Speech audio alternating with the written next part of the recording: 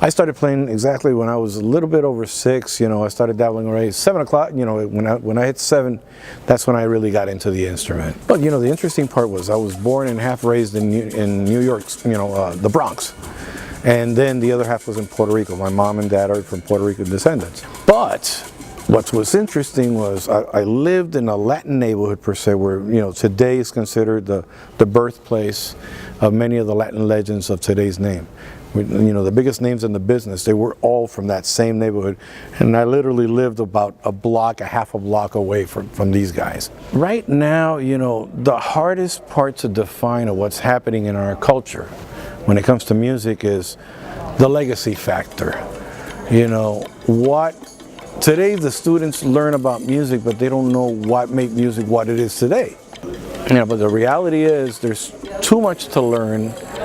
Every day what you thought has changed a bit, and it's our responsibility to keep up with that. But by the same token, to those that want to, because you can lead the horse to the water, you can't force the horse to drink the water, right?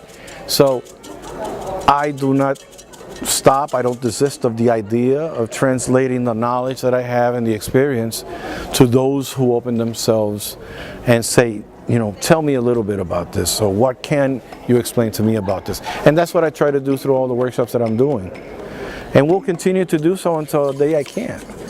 But you know, if that knowledge is not passed on, this is a blessing that we receive from above. That's the bottom line. You know, we're minstrels, you know, we're conduits by which information goes from one generation to another. There's no excuse for us to not share that information, that knowledge with the rest. I'm trying to do the best.